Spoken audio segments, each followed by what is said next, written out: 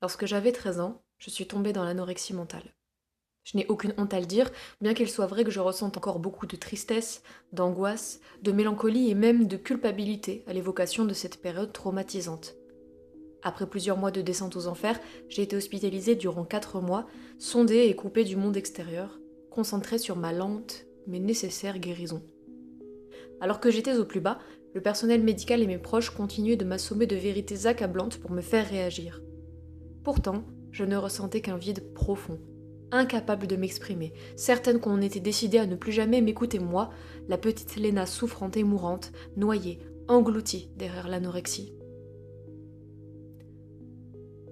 Quand je pouvais enfin livrer une part de moi-même, c'était en écrivant avec retenue sur ma condition dans mes journaux intimes. Et je crois que c'était pour moi l'exercice le plus difficile à réaliser.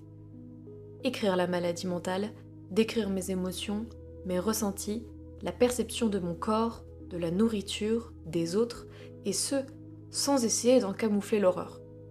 Ce qui n'était franchement pas facile. Plus tard, j'ai essayé de livrer un récit on ne peut plus simpliste de mes années de TCA, persuadée, bien après le cauchemar, que je devais en parler autour de moi. J'ai même voulu en faire un récit et l'éditer, ce qui n'a pas abouti. Une éditrice m'en avait expliqué la raison dans un mail. Pour elle, comme pour ses collègues, mon écriture était trop romancée, trop pudique, pas assez impactante pour dire la souffrance que j'avais vécue. Et effectivement, en relisant mon manuscrit avorté, je me suis rendu compte de toutes les pincettes que j'avais employées pour raconter ce qui m'était arrivé.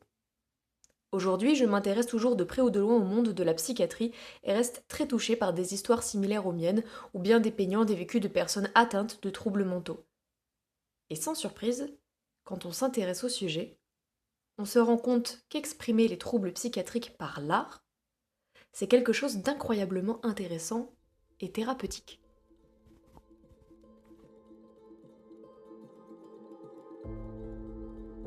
Cette introduction un petit peu abrupte m'a paru nécessaire pour vous amener au sujet que j'aimerais traiter avec vous en vidéo aujourd'hui. Comment écrire sur sa condition en tant que personne qui souffre de troubles mentaux? Si dans mon cas j'avais besoin d'écrire pour me libérer d'un poids, d'autres artistes ont privilégié la voie de la musique, de la sculpture, de la photographie ou même de la peinture pour exprimer leurs souffrances intérieures. Mais dans cette vidéo, j'ai choisi de nous intéresser tout particulièrement au traitement par l'écriture. On va se concentrer sur la façon dont certains auteurs se sont emparés de leur plume pour tenter de décrire et de livrer leur propre perception de leur santé mentale à la dérive. Et dans le même temps, comment les troubles de l'autre sont perçus par celui qui se dit saint d'esprit.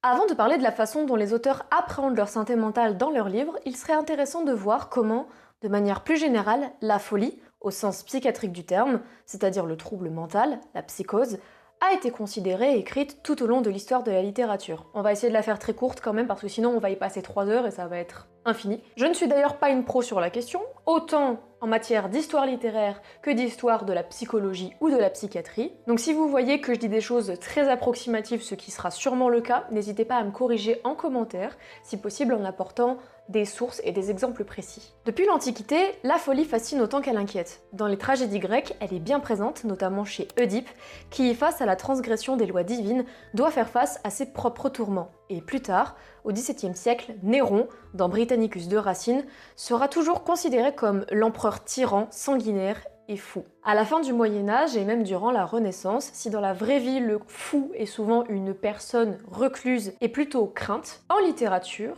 il devient un véritable objet de fascination. Le fou prend place au centre des comédies et des satires. En art, dans la Nef des fous de Bosch, le peintre montre la débauche des religieux de son temps à travers des figures grossières et irrationnelles qui s'animent sur la toile. Le fou, c'est le débauché, le dépravé. Paradoxalement, en religion, on va avoir tendance à penser que le fou, c'est celui qui détient le savoir suprême, interdit du reste des mortels. Donc si au Moyen-Âge, la folie était généralement associée au mal, un mal que l'on essayait de traiter dans les hôpitaux comme à l'Hôtel-Dieu, Dans les écrits littéraires et philosophiques de la Renaissance et d'après, elle est à la fois un objet d'attirance et de rejet, d'où l'intérêt d'en faire un sujet artistique et littéraire. Jusqu'à très tard, la folie a pris des formes presque exagérées dans la littérature. Elle peut être de l'ordre de la passion amoureuse, du crime, de l'hubris. Elle peut aussi être associée de manière très stéréotypée au sexe du personnage. Typiquement, les personnages féminins considérés comme folles vont avoir plus tendance à être décrites comme hystériques, comparée à leurs collègues masculins. Bref, la folie est associée à des états d'âme, à des excès, mais elle n'est jamais expliquée d'un point de vue sérieux et biologique en littérature. Elle est souvent et simplement péjorative et conduit celui qui en est emprunt à commettre des actes impardonnables. Dans les œuvres des romantiques, les amoureux transis par une passion amoureuse dévorante finissent par mourir de désespoir, comme dans les souffrances du jeune Werther de Goethe ou René de Chateaubriand. Cependant, au-delà des traits souvent exagérés de ces personnes folles dépeintes dans les romans ou les pièces de théâtre, certains auteurs se prêtent déjà à l'exercice de l'exutoire, en livrant, par exemple, dans des écrits plus autobiographiques, personnels, leurs propres troubles. Gérard de Nerval, auteur romantique ayant évolué durant le 19e siècle et qualifié de bipolaire, écrivait déjà dans Aurélia: Les visions qui s'étaient succédées pendant mon sommeil m'avaient réduit à un tel désespoir que je pouvais à peine parler. Mon esprit, entièrement occupé de ces illusions, se refusait à la moindre conception différente. Je ne pouvais lire et comprendre 10 lignes de suite. À la fin du 19e siècle et l'essor de la psychanalyse, la folie tend à être décrite sous un prisme beaucoup plus sérieux et médical, plus terre-à-terre. Et cela va influencer le domaine littéraire.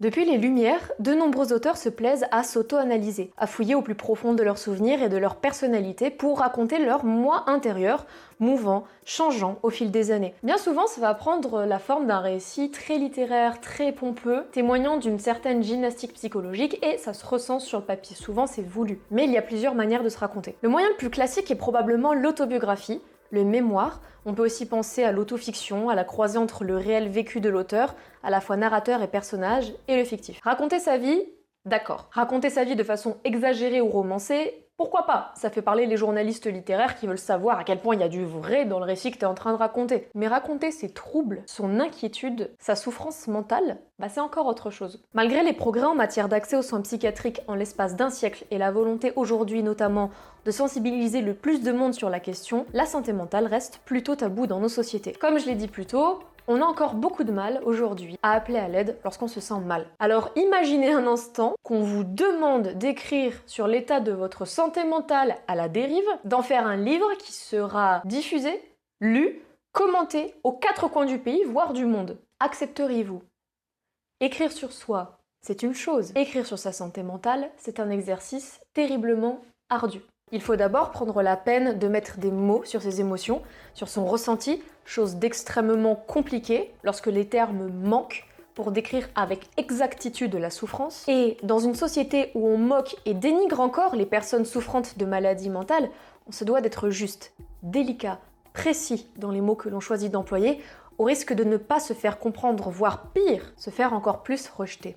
Enfin, il faut aussi avoir la trempe de se confronter à ces démons, voire de faire revivre en nous des traumatismes enfouis, afin de les immortaliser et de les matérialiser sur le papier. Aussi, il est souvent plus facile de façonner un personnage principal, un héros, modelé de toutes pièces, pour dire ses névroses à travers lui, comme une forme de jeu de rôle transitionnel. Il s'agit d'un exercice souvent utilisé en psychiatrie pour la prise en charge des enfants, mais ça se fait aussi avec les adultes. Le but étant de projeter ses émotions sur un objet inanimé afin d'établir une distance émotionnelle sécurisante. Ainsi, le livre et la fiction apparaissent comme une de ces alternatives pour certains auteurs et autrices. Et libre à l'écrivain de mettre quelle quantité de lui-même il souhaite dans sa marionnette. Par exemple, dans le portrait de Dorian Gray, le héros éponyme s'enlise dans son narcissisme pathologique jusqu'au drame, entre paranoïa et désir de jeunesse éternelle. Il est suivi par Basil, un jeune peintre qu'il aime au point de s'en rendre malade, et Lord Henry, un dandy beau parleur aux traits manipulateurs qui pense tout savoir du monde qui l'entoure. Mais il n'est pas évident pour le lecteur de se dire qu'Oscar Wilde, l'auteur, s'est inspiré de sa propre personne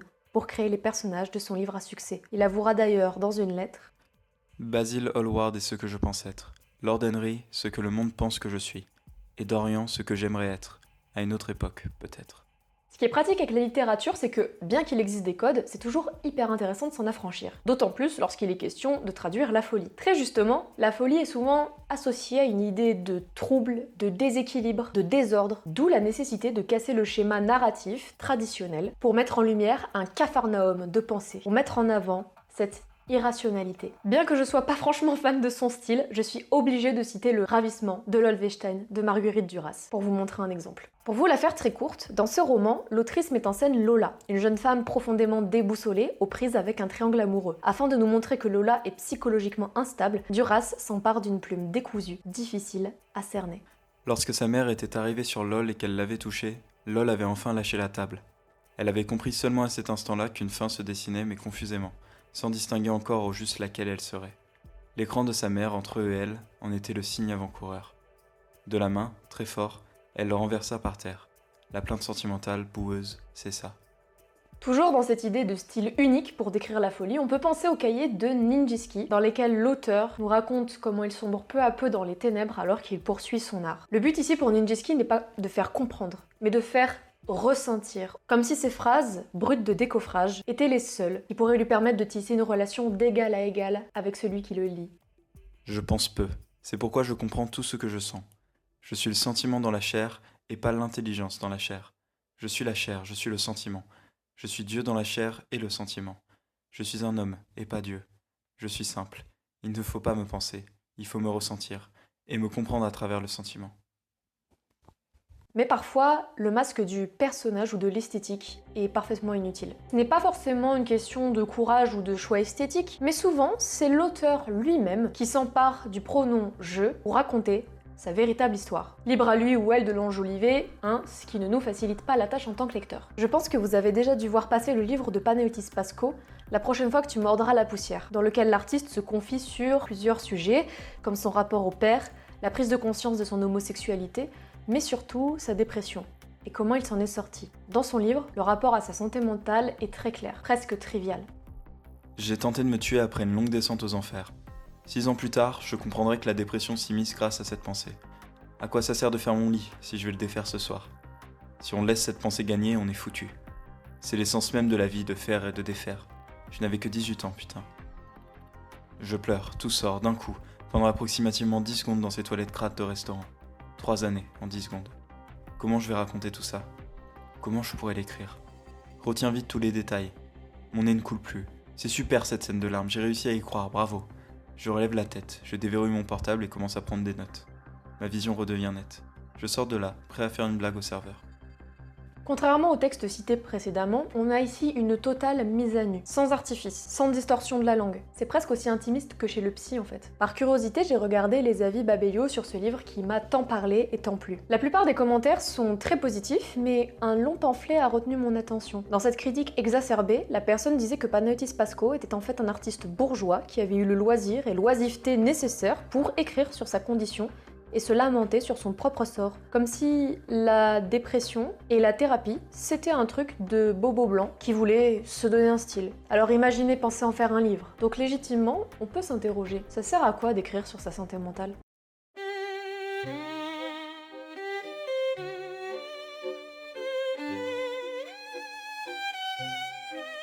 À première vue, quand on pose cette question, on peut vite avoir un avis très tranché, comme le monsieur de Babelio. Quelqu'un qui a le temps et l'énergie pour se consacrer à l'écriture de soi et de sa santé mentale, ça peut vite être vu comme un truc assez prétentieux, réservé aux élites, qui ont la chance de s'inventer des problèmes alors qu'elles n'en ont pas réellement. En gros, c'est des bourges qui ont déjà tout le confort du monde, et vu qu'ils veulent pas se sentir rejetés ou au-dessus de tous, ils se laissent aller, et viennent pleurer sur leur santé mentale en écrivant un bouquin, juste pour dire « Regardez, moi aussi je souffre ». Le souci, c'est qu'affirmer ça, c'est une aberration. Le fait d'avoir une santé mentale fragile, c'est pas un truc de bobo, c'est même tout le contraire. On sait que les personnes issues des milieux les plus modestes, comme les ouvriers, les salariés ou les chômeurs, ont 4 fois plus de risques de faire une tentative de suicide que celles appartenant à des classes plus aisées. On sait également que les personnes diplômées de l'enseignement supérieur ont presque 3 fois moins de risques d'attenter à leur jour que celles qui n'ont pas de diplôme. Néanmoins, le fait d'avoir la chance de pouvoir écrire sur sa santé mentale et d'avoir l'optique de le partager à un plus large public, de se faire éditer, ça je reconnais que c'est un privilège que toutes les personnes concernées n'ont pas. Mais du coup, c'est quoi l'intérêt de diffuser un bouquin qui va parler de sa santé mentale dans une société où, je le rappelle, c'est un sujet qui est censé être de l'ordre du privé, de l'intime, voire encore hyper tabou. La meilleure manière de se confier à l'écrit, c'est à travers l'exercice du journal intime. Tout est dans le nom. Le but du journal, c'est d'écrire pour soi, secrètement.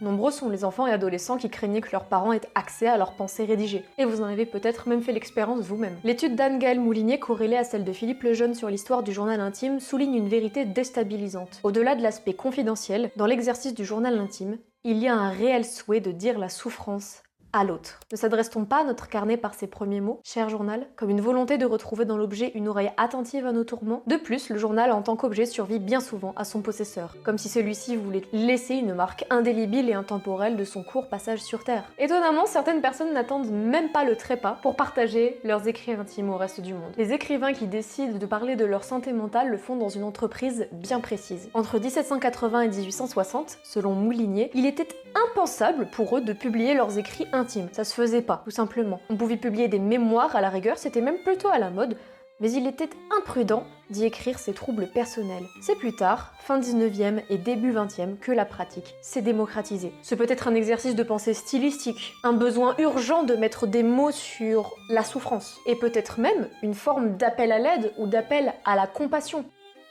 De Freud, retenons pour débuter l'idée que l'individu qui crée est un individu qui joue.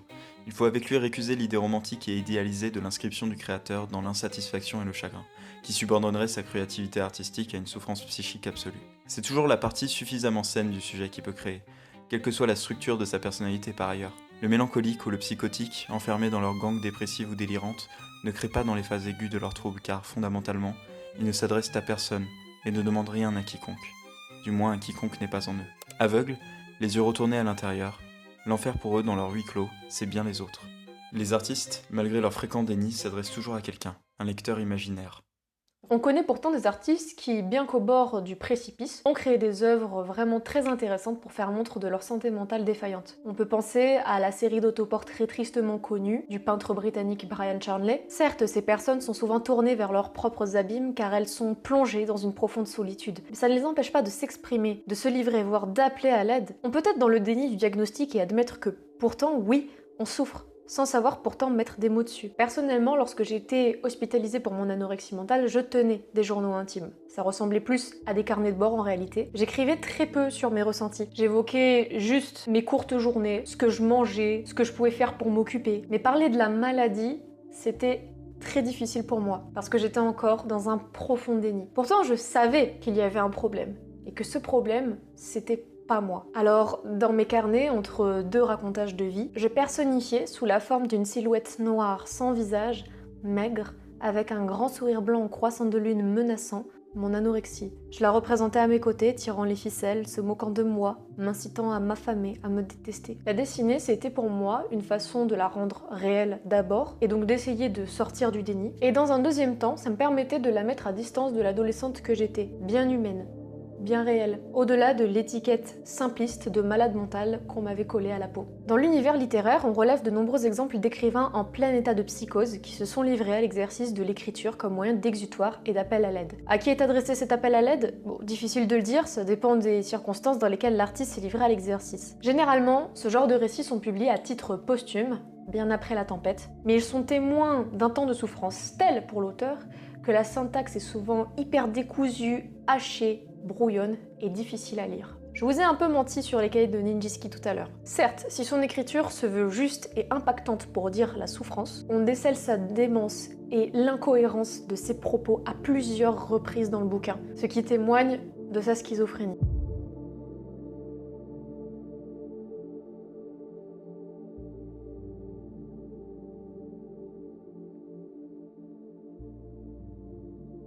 Attention! Tous les artistes qui se confient sur leur santé mentale ne le font pas forcément dans le but d'être publiés. L'écriture peut juste être un exercice thérapeutique, et c'est tout. Pas besoin de le partager au monde entier. Par exemple, Emily Dickinson, c'était une poétesse anglaise qui n'a pas forcément connu de son vivant le succès qu'on lui connaît aujourd'hui. Dans ses poèmes et lettres cultes, elle livre des sujets hyper intimes, notamment sur sa solitude voulue. Apparemment, à l'approche de sa mort, elle aurait demandé à sa sœur de brûler toutes ses lettres et ses écrits. Mais sa sœur, voyant son potentiel artistique, décida de conserver ses écrits et de les faire publier après la mort d'Emily.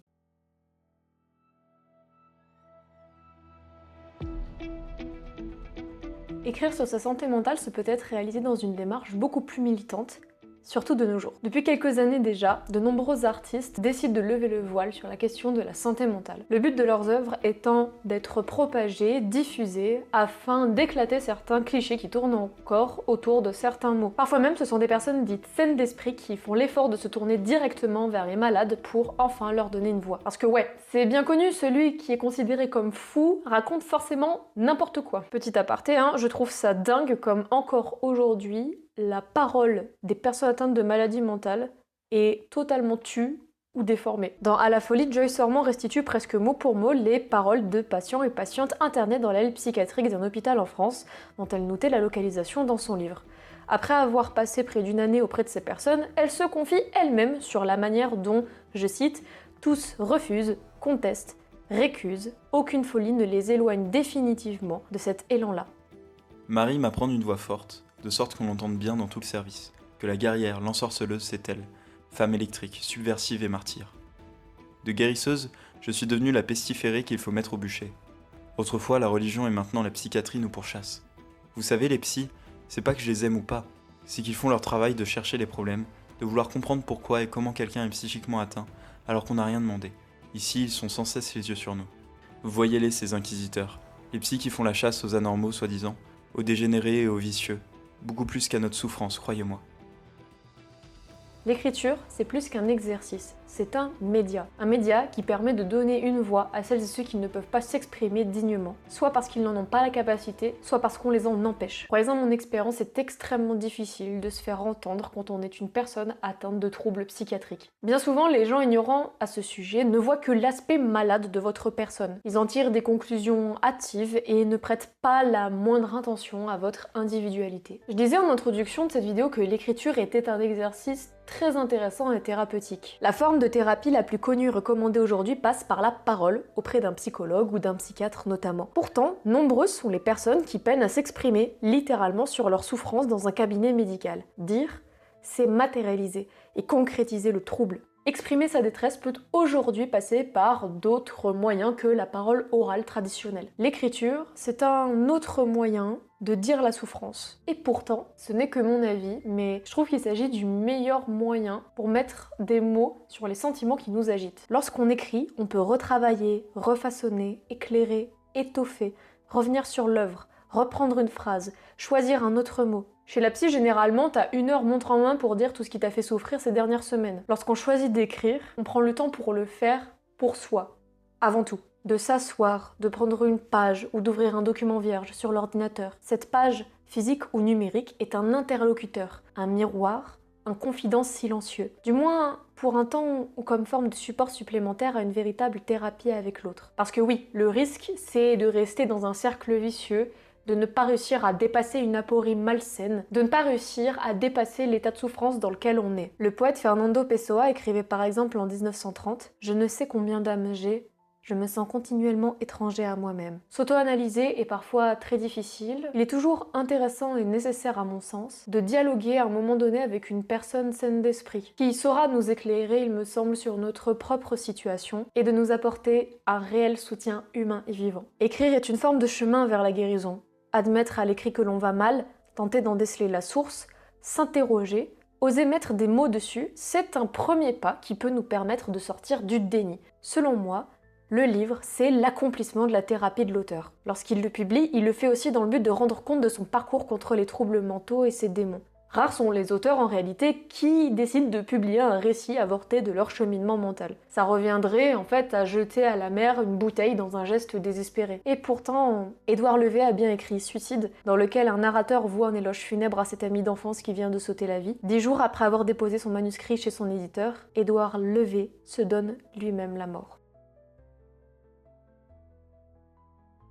L'écrivain, bien qu'il écrive pour lui, le fait surtout à destination d'un lectorat, auquel cas il garderait son œuvre pour lui-même, surtout lorsqu'il s'agit de récits intimes. Rien ne l'oblige, mis à part peut-être la pression économique, à les rendre publics. Il y a donc une volonté de tisser un lien avec son lecteur, voire de l'influencer. Et généralement dans une entreprise très louable. Il y a quelque chose de rassurant, d'empathique et de très humain dans le fait de lire un récit d'une personne ayant vécu les mêmes troubles mentaux que soi, voire mieux, qui sait trouver les mots justes et intelligibles sur ce que vous n'arrivez pas à dire vous-même. On est reconnaissant envers l'artiste d'avoir osé mettre en lumière quelque chose qui a si souvent regardé l'ordre de l'intime et du privé. Ainsi, le lecteur peut se dire « Je ne suis pas seul à ressentir ça.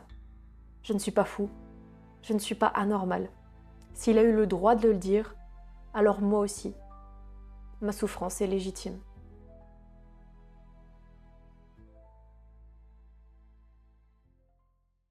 Je vous remercie d'avoir regardé cette vidéo. J'espère qu'elle vous aura appris des choses sur l'histoire de la littérature, de la psychologie, et qu'elle vous aura poussé aussi à vous intéresser un petit peu plus comme moi au sujet de la santé mentale. Je serais très curieuse d'avoir vos recommandations littéraires à ce sujet. N'hésitez pas à commenter, à partager votre propre culture sur la question. Et si vous voulez soutenir mon travail et cette chaîne YouTube, vous pouvez partager cette vidéo autour de vous, même lâcher un petit like. Franchement, ça fait toujours plaisir. C'est peut-être pas grand chose pour vous, mais je vous assure que pour moi, c'est quand même très important. Donc merci à celles et ceux qui prendront le temps de le faire. Et puis écoutez, on se retrouve très vite sur YouTube. En attendant, vous pouvez me suivre sur Instagram, sur mon compte Lena Boukine, sur lequel je suis beaucoup plus active que sur cette chaîne YouTube. Et écoutez, on se dit à très bientôt. Prenez soin de vous surtout. Bye.